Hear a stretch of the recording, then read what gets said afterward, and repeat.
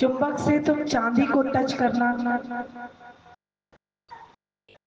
वो टच करने पे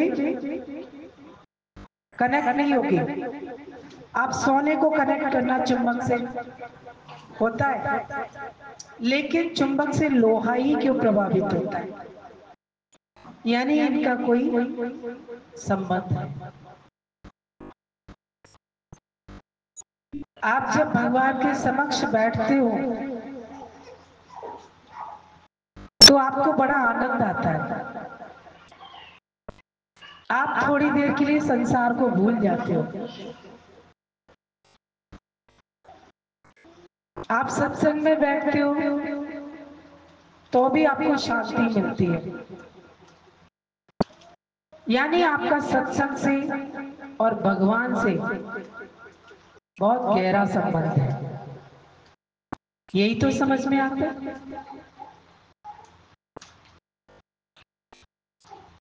जल का संबंध पाताल से बहुत गहरा है। आप जल को कितना भी ऊंचाई पे ले जाइए, उसका गिरने का मात्र ये एक ही स्थान है। आप कितना भी ऊंचा ले जाइए, लेकिन गिरेगा कहां पर? पाताल की ओर, जमीन पर ही गिरता है। यानी जल का संबंध पाताल से है, जल का संबंध जमीन से ही है, तो वो हमेशा नीचे की तरफ ही गिरता है। अग्नि का संबंध आकाश से है, तो जब जब अग्नि आप जलाते हो, आग जलाते हो, तो किधर की तरफ जाती है? ऊपर जाती है, नीचे जाती है? कितनी भी आप अग्नि जलाओ और उसको खूब नीचे करना, लेकिन वो लपटें ऊपर की तरफ ही आती है। तो उसका जो संबंध है ना, आकाश से है। अग्नि की उत्पत्ति आकाश से है और पानी की उत्पत्ति पाताल से है। तो जिसका जितना गहरा संबंध जिससे होता है, वो उसी की ओर खींचता चला जाता है। आप पूरे जीवन कुछ भी करते रहते हो, बचपन में खेलते हो, खाते हो, कूदते हो, जवानी में शादी करते हो, पैसा कमाते हो, ग्रस्त बसाते हो, सब कुछ करते हो। जैसे ही बुढ़ापे का पड़ाव आता है, तो आपको परमात्मा से प्रेम क्यों बढ़ जाता है? बचपन में परमात्मा से प्रेम नहीं होता, जवानी में भी परमात्मा से प्रेम नहीं होता। जैसे ही आप बुढ़ापे में प्रवेश करते हो, आपका ऑटोमेटिकली भगवान से रिलेशन जुड़ने लगता है, क्योंकि आपका हकीकत का संबंध है ही परमात्मा से। आपने संबंध जोड़ने की कोशिश तो बहुत की है सबसे, लेकिन जुड़ा और टूटा, जुड़ा और टूटा, जुड़ा और टूटा। बताओ, छोटा बच्चा जब छोटा होता है तो खिलौना से संबंध जोड़ देता है। उसकी कोई गुड़िया चुरा ले तो कितना रोता है? रोता है नहीं रोता? उसका संबंध खिलौना से बहुत गहरा हो जाता है। जवानी में संबंध रिश्तों से हो जाता है। जैसे जैसे हम जवान होते जाते हैं, जवानी में पैसे से बहुत गहरा संबंध हो जाता है, बहुत जुड़ जाते हो पैसे से, पदार्थों से। लेकिन जैसे ही उम्र बढ़ती है, तो इनसे भी संबंध धीरे धीरे टूटने लगता है। तो ये प्रकृति का नियम हमें पहचानना है। ये प्रकृति हमको बहुत कुछ सिखाना चाहती है, लेकिन प्रकृति से सीखने की शिक्षा कब मिलेगी? प्रकृति से हम सीख कब पाएंगे? प्रकृति को पहचानते कैसे हैं?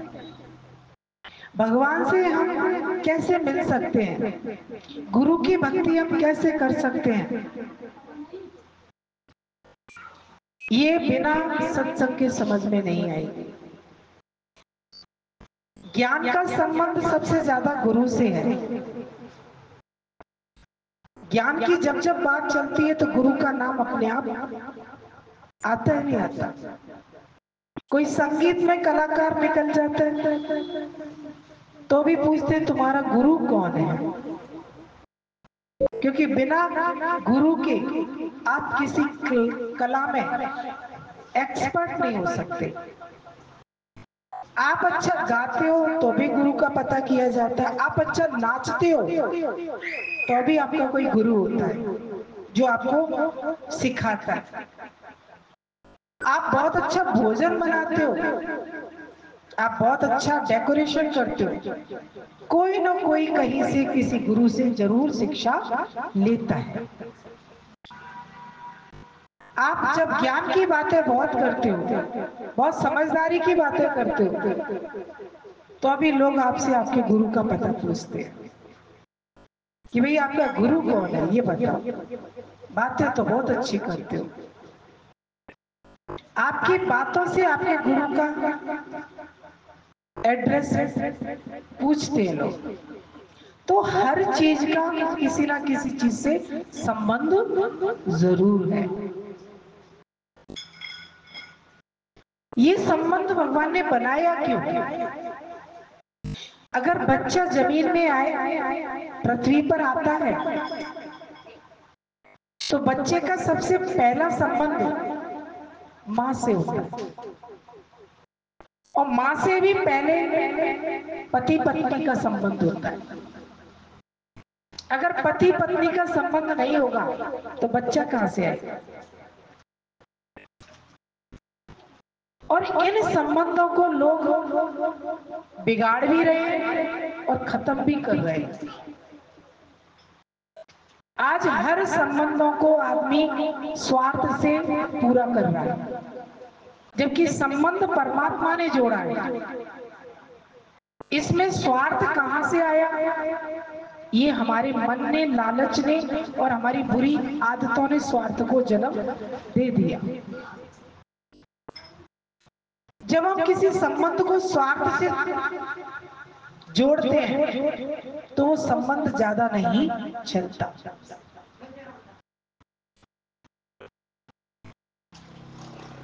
आज आपके परिवार में बाप बेटे का संबंध होता है, सास बहू का संबंध होता है, माँ बेटी का रिलेशन होता ही नहीं होता।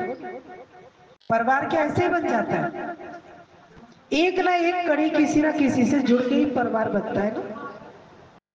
लेकिन उस परिवार को हम खुश रखना चाहते हैं, फिर भी दुखी क्यों हो जाते हैं?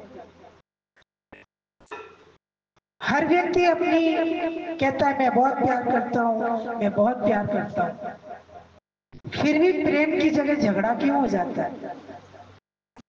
बताओ, कभी सोचते हो? आप ही बच्चे की शादी करते हो, बहू लेके आते हो, आप ही सब काम करते हो, फिर वही बहू बुरी क्यों लगती है? वही सास बुरी क्यों लगती है? जब स्टेज पे खड़े हो जाते हैं ना, एक फोटो एक फोटो एक फोटो, बहू के साथ एक फोटो करो, एक बेटे के साथ फोटो कराते हो, बड़े प्रेम से बहू बेटे के साथ फोटो कराते हो। कितना प्रेम होता है इस टाइम? क्यों होता है? क्योंकि जब तक हम एक दूसरे से पास में रह के जब व्यवहार करते हैं ना, तब असलियत का पता चलता है। और पास रहने के जो मधुर संबंध स्थापित होते हैं ना, वो पैसे से नहीं, वो सत्संग से स्थापित होते हैं। आजकल लोग ना रिलेशन को पैसों से जोड़ने लगे हैं। लड़की जॉब वाली मिल जाए, लड़का जॉब वाला मिल जाए, दोनों जॉब वाले मिल जाए तो और भी बढ़िया है। दोनों तरफ से पैसा टूटेगा टूटेगा, फिर पैसा ही टूटेगा, प्रेम रूठेगा। हेलो, बात समझ में आ रही है? क्योंकि हमने पैसे को पकड़ा, प्रेम को नहीं पकड़ा। पैसा जब आता है ना तो प्रेम को साइड करता है, और प्रेम साइड क्यों हो जाता है? क्योंकि अहंकार आ जाता है। और जब अहंकार कब आता है? जब ज्ञान नहीं होता। और ज्ञान कब नहीं होता? जब गुरु नहीं होता। और गुरु क्यों नहीं मिलता? जब सत्संग नहीं सुनते। क्योंकि गुरु कहाँ मिलेगा आपको? सब्जी मंडी में मिलेगा क्या? बताओ। ओहरे ज्ञान मिले गुरु के मुख से, गुरु मिले सत्संग से, सत्संग मिले प्रेम लगन से, कोई जाने ना। ओहरे ज्ञान मिले गुरु के मुख से, गुरु मिले सत्संग से। हर चीज का अपना एक एड्रेस है।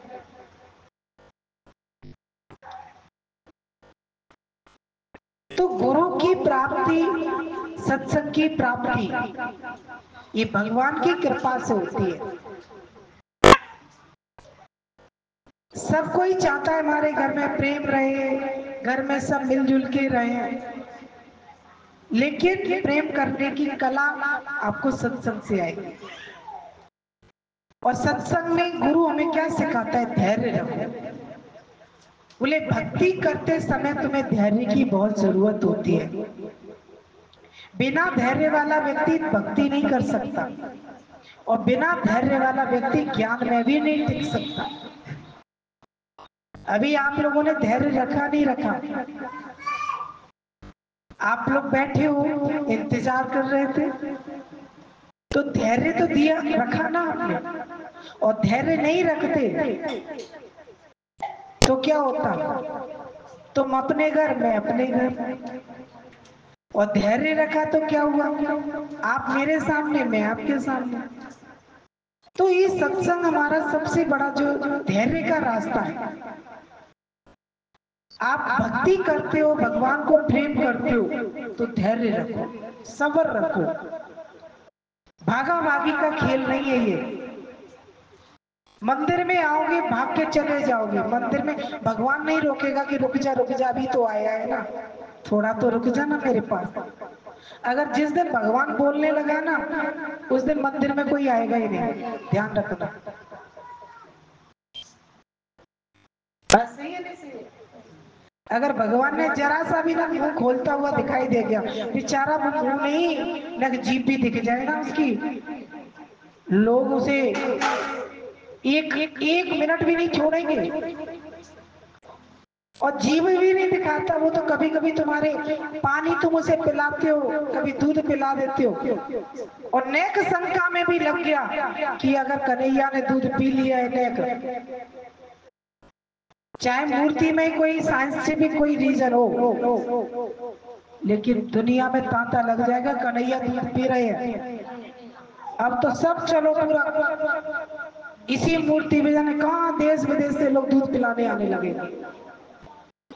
अंधविश्वास से भक्ति नहीं होती है, ध्यान रखना। अगर कन्हैया ने पानी पी लिया, दूध पी लिया, तो इसमें तो आश्चर्य की क्या बात है?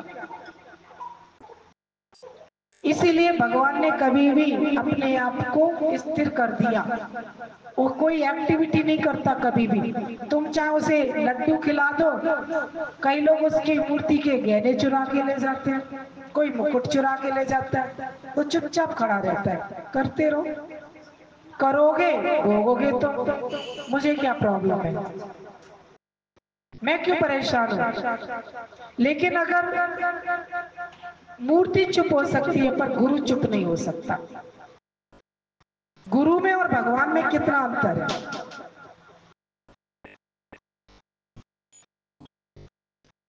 गुरु चुप नहीं बैठेगा, गुरु आपको बोलेगा, बात करेगा, डांटेगा, फटकारेगा, गाली भी देगा। क्यों देगा गुरु? क्योंकि जगत से तुझे छुड़ाना है। इस जगत में हर व्यक्ति फंस के बैठ गया है। अगर गिलास में गिलास फंस जाए ना, तो लोग पीछा नहीं छोड़ते हैं। कटोरी में कटोरी फंस जाए, तो जब तक निकलेगी ना तब तक उसको छोड़ेंगे। हर चीज अलग अलग अच्छी लगती है ना, तुम भी संसार में ऐसे चिपक गए हो कि जरा सा भी भगवान ने छेड़ता है ना तो रोना शुरू कर देते हो, दोष लगाना शुरू कर देते हो। हाय भगवान ने मेरा पति ले लिया। पति भगवान ने लिया? क्या पति तुम संग लेके आए थे? क्या क्या संग लेके आए थे बताओ मुझे। लेकिन फिर दुखी क्यों होते हो, क्यों परेशान होते हो, क्यों भगवान को ताना मारते हो? मेरा जवान बेटा ले लिया भगवान ने। भगवान के पास कोई फैक्ट्री कमी है क्या जो तुम्हारा बेटा ले लिया? उसी परमात्मा ने तो तुम्हें सब कुछ दिया, तो जो देगा वो लेगा नहीं क्या? अगर तुम किसी को कुछ देते हो तो क्या लेते नहीं हो? बताओ। आप तो एक चम्मच भी दोगे ना किसी को, दूसरे दिन ही कहोगे वो मेरी चम्मच लौटा दे। कोई तुम्हारी शादी की ड्रेस ले जाता है तो मंगा ले, तो भैया तेरा काम हो गया दे दे। तो परमात्मा नहीं लौटाएगा सब कुछ अपना? नहीं लेगा? लेगा ना, उसी ने तो दिया है ना तुम्हें सब कुछ, तो वो समय आने पर लेगा नहीं। लेकिन मनुष्य बेईमानी करता है। दे तो दिया है, लेने की बात मत करना भगवान, और ले लिया ना तो तेरी पूजा भी छोड़ दूंगी मैं। वार्निंग दे देते हैं कभी कभी। भगवान ने ऐसा दुख दिया, मैं भगवान को पूजती ही नहीं। भगवान का क्या बिगाड़ोगे? अगर भगवान ने कुछ लिया भी है तो अपनी चीज ली है ना, तुम्हारी क्या ली है? बहुत अच्छा एक दृष्टांत याद आया। बोले एक गांव में एक बच्चा खत्म हो गया। एक गरीब माँ थी, उसका एक ही बच्चा था, खत्म हो गया। अब वो बड़ी दुखी हो, बहुत परेशान हो, बहुत चिल्लाए सबसे कि मेरा बेटा जिंदा हो जाए, मेरा बेटा जिंदा हो जाए, मुझे भगवान से कुछ नहीं चाहिए, मेरा बेटा मुझे मिल जाए। अब वो रोते रोते बच्चे को अपने हाथ में लेके घूम रही थी पूरे गांव में। घूमते घूमते घूमते घूमते एक संत की आश्रम में पहुंच गए। बोले संत जी मेरे बेटे को मुझे लौटा दो, मेरा कुछ भी ले लो पर मेरा बेटा मुझे मिल जाए। संत बहुत सच्चा था।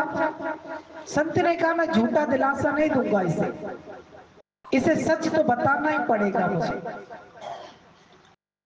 अभी दुनिया में आप जानते हो कोई दुख आता है, पंडित कहते हैं प्रसाद चढ़ा दो, आरती गा दो, दिया जला दो, दुख खत्म हो जाएगा। कभी दुख खत्म नहीं होता। जो किया है वो मिलेगा जरूर, जो बोया है वो काटना जरूर पड़ेगा। ऐसे ही वो सच्चा संत था। उसने कहा कि ये माई बहुत दुखी तो हो रही है लेकिन इसको मुझे जगाना पड़ेगा। बोले प्यार से बोला संत जी ने कि बेटा दुखी मत हो, परेशान नहीं हो, बेटा तेरा जरूर जीवित होगा, लेकिन एक काम करना पड़ेगा तुझे। बोले क्या संत जी? जब दुखी दिल को कोई आस बताए ना तो बावरा सा हो जाता है मन, तो वो भी बावरी होने लगी। बोले संत जी बताओ ना, मुझे जल्दी बताओ, मैं क्या करूं जो मेरा बेटा मुझे मिल जाए। बोले ठीक है मिलेगा, धैर्य रख और काम कर। बोले क्या? बोले जा और पूरे गांव में घूम के आ और एक मुट्ठी राख लेके आ, और ऐसी राख जिस घर में से कोई मरा नहीं हो। क्या बोला? जिस घर में से कभी कोई मरा नहीं हो, ऐसे घर की एक मुट्ठी राख लेके आ चूल्हे की। अब क्या था, भागी भागी भागी भागी दौड़ने लगी वो और तलाश करने लगी कि मुझे एक मुट्ठी राख मिल जाए, लेकिन शर्त क्या थी कि उस घर में से कोई मरा नहीं हो, कोई भी नहीं मरा हो, ना जीव, ना जंतु, ना पक्षी, ना जानवर, ना इंसान। अब गई, घूमती रही, सुबह से शाम तक हो गई, तलाश करने लगी कि भैया आपके घर में से एक मुट्ठी राख दे दो, नहीं कोई मरा तो नहीं है, कोई मरा तो नहीं है, कोई मरा तो नहीं है। शाम तक घूमते घूमते परेशान हो गई, बेहोश होने लगी। गांव वालों ने छींटे मार के कुछ पिला पिलू के बोले माँ क्यों परेशान हो रही है? बोले माता जी ऐसा कोई घर नहीं है जिस घर में से कोई गम, कोई दुख ना आया हो, कोई मौत ना आई हो।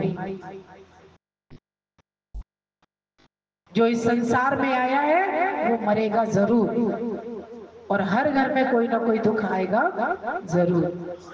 गई माँ और जीते जी जब संत के पास पहुंची, संत जी के हाथ जोड़ के खड़ी हो गई कि संत जी बात समझ में आ गई मेरे, मैं इस पुत्र मोह में पागल हो गई थी। मैं भूल गई थी कि जो आया है वो जाएगा, और जो संसार में जन्म लेगा वो जरूर मृत्यु को भी प्राप्त होगा। और ऐसा मुझे कोई घर नहीं मिला जिस घर में से कोई मरा नहीं हो। तो अगर मेरा पुत्र मरा है तो इसमें बड़ी बात क्या है?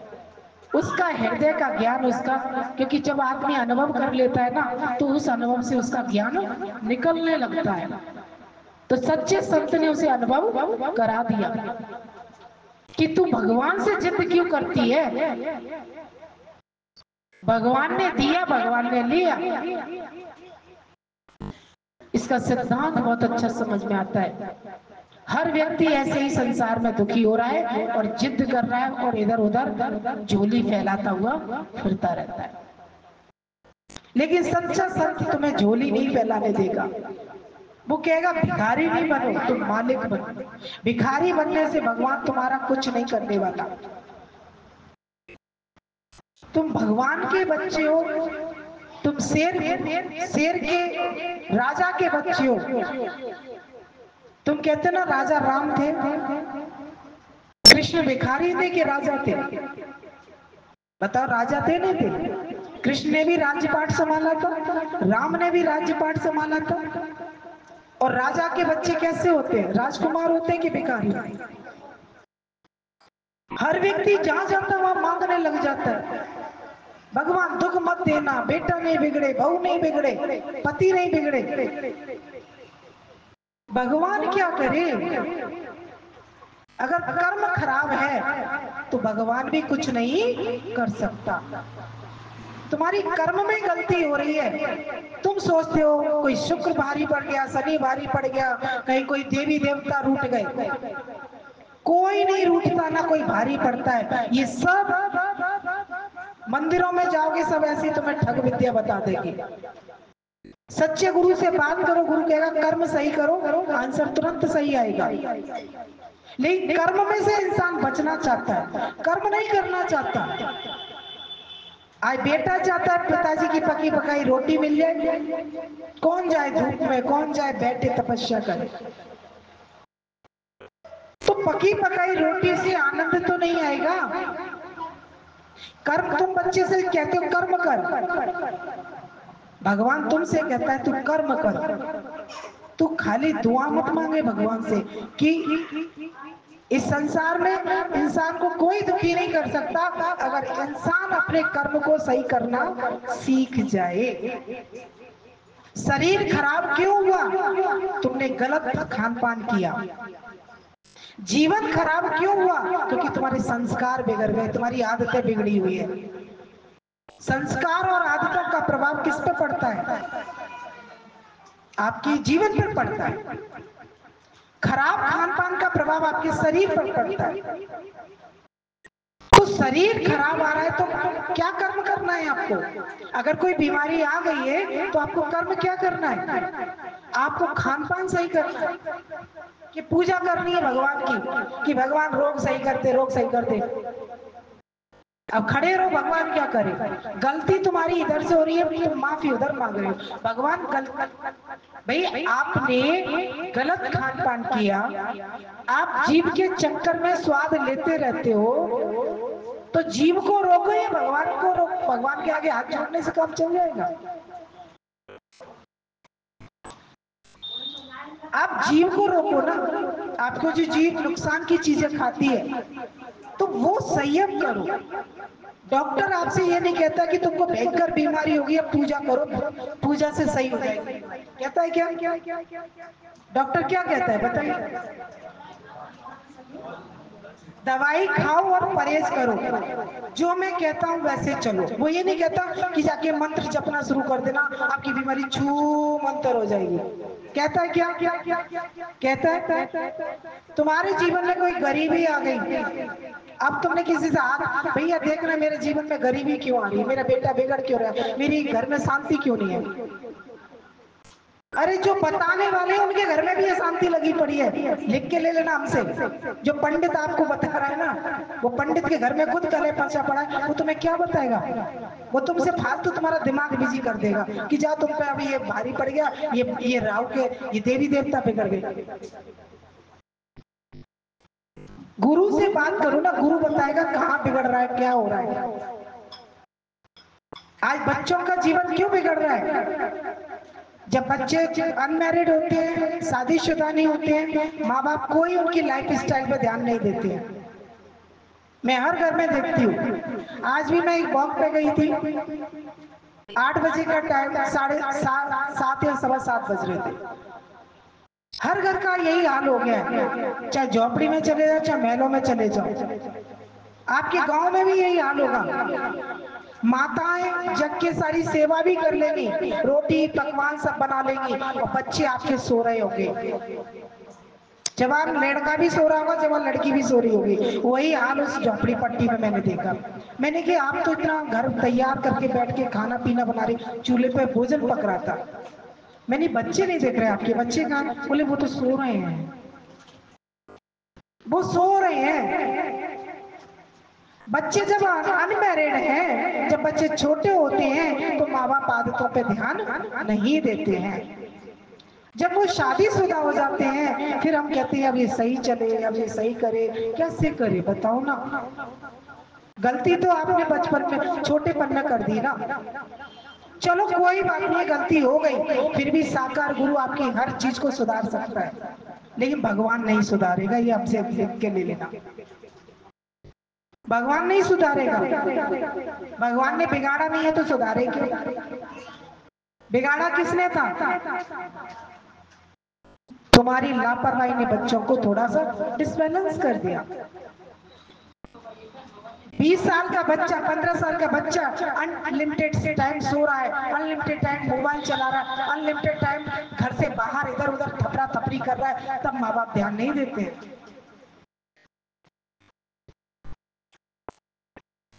शादी तभी करो जब बच्चों को सेटलमेंट कर दो।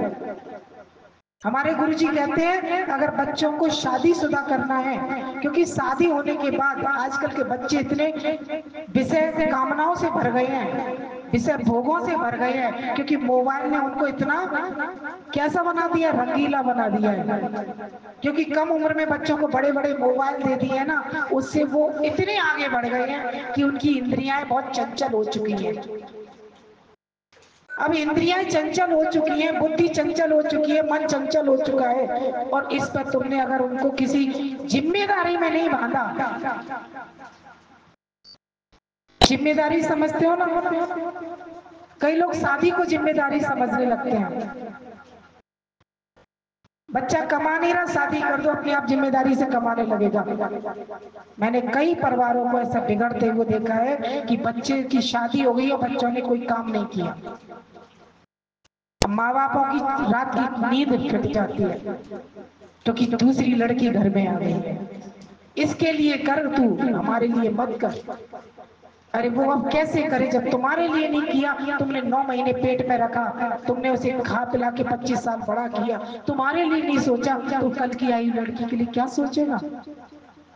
सोच समझ के जिंदगी के फैसले करना। गलती हमसे कर्मों में हो रही है। हम 2 घंटे पूजा में ओम जय जगदीश हरे करते रहे, भगवान पे कोई फर्क नहीं पड़ता, ये मैं दावे से कह सकती हूँ। जिसे तुम भक्ति कहते हो ना, वो अंधी भक्ति है। सही साकार की भक्ति तो गुरु करना सिखाता है।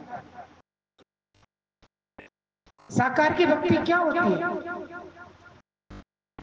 खुद सुधरो, आप सुधरो तो जग सुधरे, आप बदलो तो जग बदले। अगर हम किसी को बदलना भी चाहते हैं तो वाणी की मधुरता, बेटा बन जाए दोस्त और बिटिया बन जाए सहेली, तो ने का सुना सुनी हो भी जाएगी और स्वीकार भी हो जाएगी। और अगर हम किसी ओहदे पे खड़े होकर बच्चों को अगर डांटेंगे फटकारेंगे, मैं पिता हूं तो पुत्र है तू सुन मेरी, मैं माँ हूं तो बेटी है तू सुन मेरी, कोई नहीं सुनने वाला। 18 साल क्रॉस हो जाता बच्चों के आज के दिमाग में अलग पिक्चर बनने लगती है, वो तुमसे शादी का भी फैसला छीनने लग गए अब तो। बताइए ना, ऐसा हो रहा ही नहीं हो रहा? सही बात कह रहे नहीं कह रहे बताइए? तो कर्म में गड़बड़ है, भगवान ने कहीं कोई गड़बड़ नहीं किया। और भगवान ने भी साफ गीता में कह दिया है, जब तक तेरा कर्म सही नहीं है तब तक तेरा धर्म सही हो ही नहीं सकता। और कर्म और धर्म सही करने की सदगति गुरु के सिवाय कोई दे नहीं सकता, ये बात भी सत्य है। भगवान भी नहीं दे सकता आपको कर्म और गति को। कर्म सही करना और धर्म की जीत कराना ये केवल गुरु के हाथ में है, ये भगवान के हाथ में भी नहीं है। भगवान के हाथ में तुम्हारी श्वासें तो है, भगवान के हाथ में तुम्हारा शरीर का निर्माण है, लेकिन कर्म और धर्म सुंदर कैसे बने ये बिना ज्ञान के संभव नहीं है। इसलिए पहले ज्ञान ज्योत की जरूरत है। पिछली बार मैंने बोला था आप लोगों से कि आप अपनी जवान बेटी या बहुओं को भी सत्संग में बिठाना, बेटों को भी बिठाना, पर कितनी माताओं ने अपने घर में जाके कहा होगा, सब हार के बैठी आवत नाए आवत नाए। कोई नहीं आता क्योंकि सबको तुमने ये दे दिया है बाप। ये इतना बड़े बड़े जो मोबाइल चल गए ना, सबके घर में ये मोबाइल सबको मिल चुके हैं। अब ये मोबाइल में दुनिया जा रही है। बोले बहुत अच्छा लगा ना, एक पढ़ी लिखी फैमिली थी, उस फैमिली में सब लोग, पति आते थे मोबाइल शाम को जॉब से, पत्नी आई, बच्चे आए, सब लोग अपने आके अपने अपने मोबाइल पकड़ के बैठ जाते थे, क्योंकि आते ही तो सबसे ज्यादा, अभी आप भी ना एकांत में बैठते तो किसकी याद आ जाती है जल्दी से? अब रिश्तों की तो ज्यादा याद आती नहीं है एकांत में। आप प्रैक्टिकल करके देख लेना, अगर कोई व्यक्ति जल्दी से एकांत में बैठा होगा तो किसकी याद करता है? सब फोन की याद पहले करते हैं। पहले लोग रिश्तों की याद करते थे, अब किसकी याद करते हैं? फोन को लेकर बैठ जाते हैं। अब फोन चल गए, लेकिन ये फोन दिए किसने थे? सबने अपने, वैसे कहेंगे हम गरीब हैं, हम पे ज्यादा पैसा नहीं है, लेकिन आज सबके पास इतने हाई लेवल के फोन है कि पैसा ही लगता है कि कोई गरीब है ही नहीं, सब अमीर हो गए हैं बिल्कुल है? तो ये परिवार में, अब उस परिवार में ये सब लोग आके मोबाइल पकड़ लेते, बच्चा अपना मोबाइल पकड़ रहा, पत्नी अपना, पति अपना, कोई किसी से बात नहीं कर रहा, ना कोई किसी से मुस्कुरा रहा, ना कोई किसी से बात। घर में बड़े बुजुर्ग बैठे थे, बड़ा चिंता में पड़ गए, बोले इस घर का हाल क्या हो गया? पहले घर में 4 मेंबर घर में आ जाते थे, हलचलें शुरू हो जाती थी, आवाजें शुरू हो जाती थी, हंसी ठिठोली मौज मजाक प्रेम शुरू हो जाता था। अब घर में चारों आ जाए ना, ऐसे लगता है जैसे माशाअल्लाह लग गया घर में, कोई आया ही नहीं है, क्योंकि सब कहाँ चले गए हैं? फोन में घुस गए हैं। अब बड़े बुजुर्ग बड़ा परेशान, बड़ा टेंशन में चले गए कि ये हमारी पीढ़ी कैसी होती जा रही है, अब क्या करें? जो बड़े बुजुर्ग बैठे थे उन्होंने कहा कि कुछ तो फैसला लेना पड़ेगा। बहू भी हाथ से गई, बेटा भी हाथ से गया, नाती पोते भी हाथ से जा रहे हैं। अगर ये पीढ़ी ऐसे ही नष्ट हो जाएगी तो आने वाली पीढ़ी तो और भी बर्बाद हो जाएगी। उन्होंने क्या किया? घर का कनेक्शन कटवा दिया। हेलो,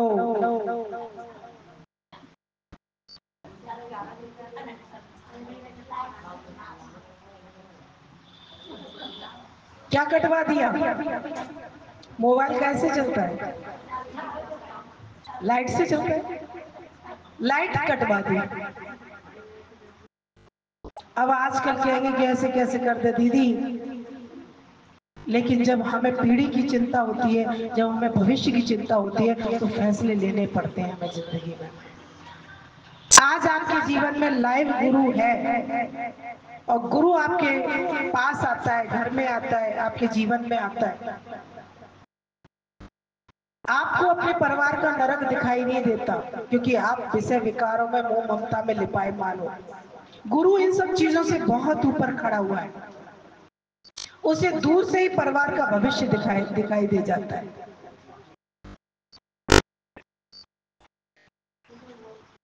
उसे बहुत बड़े निर्णय लेने पड़ते हैं। उस बुजुर्ग माँ बाप ने लाइट का कनेक्शन कटवा दिया, और कनेक्शन कटवाने के बाद, क्योंकि उस घर में जो पिताजी थे ना, वो सरकारी जॉब के रिटायर थे, बड़ी पेंशन मिलती थी, घर परिवार सब उन्हीं के नाम था, बच्चे तो मौज मस्ती कर रहे थे। उन्होंने तुरंत अपनी शक्ति का पावर जगाई। अब वो भी खड़े हो जाते भगवान के आगे, भगवान मेरे नाती पोतों को बचा लो, कर्म करो, भगवान के आगे हाथ मत जोड़ो। कर्म में तुम्हें डर लगता है, कर्म में तुम्हें साहस की जरूरत होती है, भगवान के आगे हाथ जोड़ने में क्या है? वो तो ना साहस है ना कर्म है। बुजुर्ग ने अपनी बुद्धि दोहराई और उसने अपना लाइट का कनेक्शन कटवाया, और एक दिन पर अब सब लोग दिल मिला गए। भाई ऐसी गर्मी पड़ रही हो और लाइट नहीं हो, क्या होगा? बड़े बुजुर्ग थे, पुराने पकाए हुए आम थे, उनको तो सब चीज से एडजस्टमेंट करने की आदत थी, लेकिन बच्चे परेशान हो गए, बड़े बूढ़े, वो माता पिता परेशान हो गए। लेकिन उन्होंने थोड़ा पत्थर रखा अपने सीने पे। जब बदलाव लाना पड़ता है ना, तो थोड़ा हिम्मत वाला बनना ही पड़ता है। अगर आप समझौता करोगे, तो समझौते से कभी बड़े बदलाव नहीं आते हैं। बड़े बदलाव के लिए आपको निर्णय लेने पड़ते हैं, निर्णय। आज गुरु भी आपके लिए निर्णय लेता है, सारे दांव लगा देता, अपना सुख चैन रात की नींद। आज आप किसी के घर में जाते हैं, 4 दिन रहते हैं, 2 दिन रहते हैं, क्या उसके घर में तुम्हें सारी फैसिलिटी मिल जाती है? कितनी भी फैसिलिटी बेचारा दे रहा होगा, तब भी तुम्हारी लाइफ स्टाइल उसकी लाइफ स्टाइल में जमीन आसमान का। लेकिन आज गुरु सारी चीजों का त्याग करके आपके लिए, आज आपको मैं आश्रम की व्यवस्था नहीं कराती हूँ, मैं आज आपको गुरुद्वारा, हमारे गुरुजी ने, दादा भगवान ने बोला, मैं मंदिर भी, ये नहीं कहूंगा कि मंदिर अलग से बनाओ, मंदिर घर को बनाओ, गुरुद्वारा घर को बनाओ, आश्रम अपने घर को बनाओ, लेकिन उसके लिए तुम्हें बहुत बड़े बड़े बदलाव करने होंगे, तब घर आश्रम बनेगा, तब घर मंदिर बनेगा, है ना? बाहर की जमीन पे मंदिर बनाना बहुत आसान है। अभी इस मंदिर में ये सत्संग हो रहा है, तो मंदिर का अर्थ भी सार्थक हो रहा है। इस मंदिर में अगर खाली आरती 10 मिनट गाली, तो भगवान भी खुश नहीं होता, ध्यान रखना। क्योंकि भगवान ने भी गीता का ज्ञान दिया है अर्जुन को, और वही ज्ञान हम आपको भी देने की कोशिश कर रहे हैं, जो अर्जुन को भगवान ने दिया था। 10 मिनट की आप आरती गा के, आरती से किसी का विवेक जागृत नहीं होता। आरती तुम बच्चे को रटा दो, आरती तुम रट लेते हो, हर एक को हनुमान चालीसा रटी रटाई है, पर हनुमान चालीसा का एक एक शब्द का अर्थ निकालोगे ना, तो तुम्हारा सारा ये जो दिखावे वाला पाखंड वाला ज्ञान है ना, ये दिखावे वाली भक्ति है, ये सब जीरो हो जाएगी। क्योंकि उस हर आरती में ज्ञान भरा पड़ा है, लेकिन ज्ञान तक कोई जाना नहीं चाहता, कोई ज्ञान का अर्थ, आरती का अर्थ बताने वाला ही नहीं है, तो हम आरती को सीखेंगे कहाँ से? तो जब जीवन में ऐसा सच्चा गुरु मिलता है, तब जाके हमारी जिंदगी के बड़ा बदलाव होता है। बड़े बुजुर्ग ने लाइट कटवा दी, नहीं आई लाइट, बच्चे ने, सबने बोला कि पिताजी ये क्या हुआ? बोले बेटा, बस जो सुख देना था सो दे दिया, अब आपकी लाइफ बहुत नरक की तरफ जा रही है, ये हमसे ज्यादा देखा नहीं जा रहा। बोले क्या करें? बोले ये लाइट, बोले अपना कनेक्शन खुद लो, और ये घर भी हमारा खाली करो। बोले आपको सुख चाहिए ना, जाओ अपना दोनों आदमी कमाते हो, दोनों अपने बच्चे हैं आपके, अपना जाके कहीं व्यवस्था करो। जब कोई हमें निर्णय सुना देता है तो हम अपनी गलतियों को टटोलने की कोशिश करते। ध्यान रखना, जब आपके सामने कोई बड़े निर्णय दिए जाते ना, तब आदमी अपनी गलतियों को टटोलता, आखिर हमसे गलती क्या हुई जो इतना बड़ा फैसला। तो बच्चों ने, बहू ने प्यार से पूछा, पिताजी ऐसी क्या गलती हुई जो आपने हमको ये दंड दिया। आदमी नम्रता में कब आता है? जब उसके सुख चैन थोड़े से कम हो जाते हैं तब। भगवान के आगे तुम नम्र कब होते हो? जब दुख आ जाते हैं। बड़ों के आगे तुम कब झुकते हो? जब तुम्हें कोई चीज की चाहना होती है। तो पिताजी ने बोला कि बेटा आपकी गलती ये है कि ना आपको अपने बच्चों की चिंता है, ना आपको खुद की अपनी चिंता है। आपने पूरा जीवन मोबाइल के हवाले कर दिया है, तो मोबाइल के हवाले जियो ना, लेकिन अपने दम पर जियो, हमारे दम पे मत जियो। वहीं की वहीं बच्चों को अपनी गलतियों का एहसास हुआ और उन्होंने बोला नहीं पिताजी, जैसे आप कहोगे वैसे हम चलेंगे। अब उस घर में लाइट भी आ गई, जो गलतियां हो रही थी वो गलतियां खत्म हो गई। लेकिन ये बदलाव कब हुए? पूजा करने से हुए या कर्म करने से हुए? गुरु आपको सच्चा कर्म करना सिखाता है। अपनी गलतियों को देखो, आप डरते हो, बच्चे बच्चे हम हमसे लंबे हो गए ना दीदी, अब हमारे घर में गुरु भी आया है, सत्संग कैसे करेंगे, बच्चों को पसंद नहीं है। अभी सब कुछ तुम्हारे नाम है, तब तुम बच्चों से डर डर के जी रहे हो। गाड़ी बंगला तुम्हारे पास, तुम बच्चों के अधीन हो गए हो। और जब बच्चे के वास्तव में जब बच्चे करने लगेंगे, अभी उनके घर में भी नहीं पहुंचे, उनके जीवन से कुछ ले भी नहीं रहे हो, तब तुम डर डर के जी रहे हो। तो सोचो भविष्य क्या होगा तुम्हारा। जब तुम्हारे हाथ पर काम, तो बच्चे तो तुम्हें खाने देने में भी तुम्हारी दुर्गति करेंगे, तुम आवाज भी नहीं निकाल पाओगे। तो ध्यान रखो, हर इंसान अपनी दुर्गति का स्वयं कारण है, कोई किसी की दुर्गति नहीं करता। अगर आप अपनी शक्तियों का सदुपयोग नहीं करोगे तो दुरुपयोग निश्चित है। समय रहते गुरु आपकी शक्तियों को जागृत करता है। ये सच्चा गुरु कहता है जब मैं तेरे साथ खड़ा हूं, तुझे डरने की किसी से जरूरत नहीं है। आपके घर में सत्संग चलता है, लेकिन एक गुरु के दीवाने बनो। आपके घर में 10 चैनल बदलते रहते हैं, 10 चैनल बदलो, लेकिन सुबह शाम का एक नियम पक्का रखो।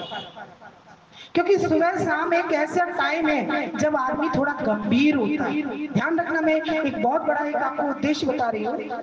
आपके घर में टीवी चल रही है, आपके घर में मोबाइल चल रहा है, कुछ भी चल रहा है, आपके घर में कोई सतगुरु है, आपके गुरु है।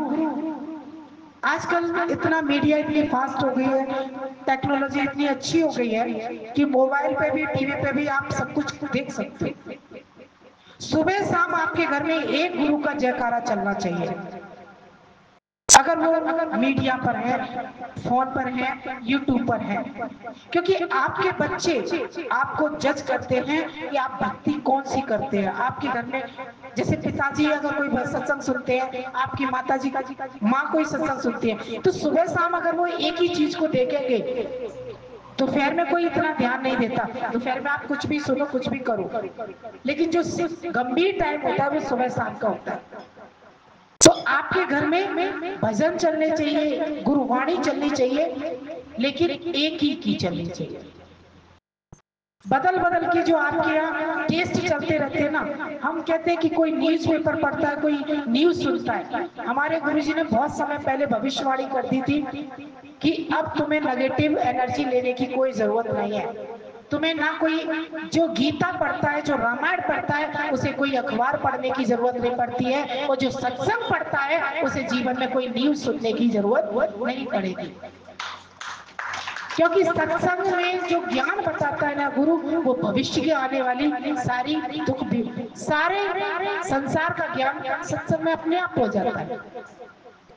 भक्तों को किसी न्यूज की जरूरत नहीं होती। आज हमें शायद 20-25 साल हो गए, हमने ना कभी न्यूज पेपर उठा के पढ़ा, और ना हमने कभी न्यूज जरा सा कभी देखते भी ना 2 मिनट की, हर जगह मारा काटी मारा काटी मारा काटी मारा काटी, फलानी ने पत्नी ने उस पति को धोखा दे दिया, उस पति ने पत्नी को, उस बाप ने उसका, हर जगह गलत न्यूज ही न्यूज है।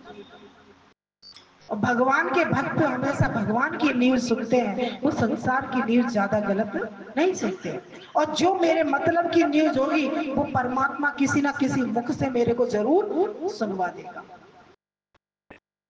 इतना भरोसा रखो। सुबह उठ के कई लोग तो गीता रामायण की तरह अखबार पढ़ते हैं।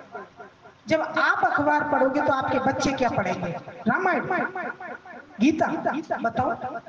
आपके बच्चे, आप अखबार पढ़ते हो, बच्चे भी अखबार, लेकिन बच्चे, तुम में तो सद्बुद्धि है भी है न्यूज़पेपर को अच्छी शब्दों को छांटने की, लेकिन बच्चे आजकल गलत चीजों को छांटने में आगे हो गए हैं। आजकल ऐसे ऐसे कत्ल हो रहे हैं, बच्चे कत्ल करने की टेक्निक सीख रहे हैं। रिश्तों में मधुरता नहीं आ रही है, रिश्तों को खत्म करने के रास्ते उनको इतने अच्छे न्यूज़पेपर में मैसेज मिलते हैं, मोबाइल में मैसेज मिलते हैं कि वो घर बैठे ही सारी गलत चीजों का अध्ययन कर रहे हैं ना। अगर पिता रामायण महाभारत, अगर आप गीता पढ़ते हो तो बच्चे क्या पढ़ेंगे? बच्चे भी गीता पढ़ेंगे। ये न्यूज़पेपर, ये टीवी में जितनी भी न्यूज आती है, ये न्यूज चैनल सुनोगे तो जिंदगी में अपने आप दुखों को, क्योंकि नेगेटिव सोच ज्यादा बन जाती है। दुख आएगा तुम्हारा साल में एक दिन, लेकिन तुम अभ्यास कितने दिन कर रहे हो दुखों का? रोज कर रहे हो ना। तो दुख एक दिन आएगा, अगर तुम भक्ति से जुड़ गए तो वो दुख भी सुख में बदल जाएगा। वो दुख दुख नहीं लगेगा, क्योंकि भगवान के भक्तों को ज्ञान की जरूरत है, संसार के ज्ञान की ज्यादा जरूरत नहीं है। तो अब आज से अपने थोड़ा सा अपनी अंदर में हिम्मत लाओ, अपने आप को थोड़ा सक्षम करो, निर्णय शक्ति बढ़ाओ। डर डर के जिंदगी जीने से तो अच्छा है कि आज कुत्ता डरता है, गाय भैंस डरती है, उनका वो बनता है, वो डरती है, वो सही लगता है, क्योंकि वो जानवर है, वो खूंटे से बंधी है। लेकिन मनुष्य डर डर के जी रहा है, कोई किसी से डर रहा है, कोई सास से डरता है, कोई बहू से डरता है। आज हम लोग का सत्संग जब सुन लोगे ना तो आपको डरना खत्म हो जाएगा। आप सुंदर कर्म करोगे, और जब कर्म सुंदर करोगे तो डरने की तुम्हें जरूरत नहीं है। तभी हमारे भगवान ने बोला कि कर्म तेरा महान है तो पास खड़ा भगवान है। आपके कर्म में भगवान की प्रेजेंट है। आप कर्म अच्छे करिए, आप सत्संग के हिसाब से जिंदगी चलाइए, आप गुरु के हिसाब से अपने ज्ञान से अपने आप को स्टैंड करिए। आपको भगवान को पुकारने की जरूरत नहीं पड़ेगी, भगवान स्वयं आपके पीछे पीछे आएगा।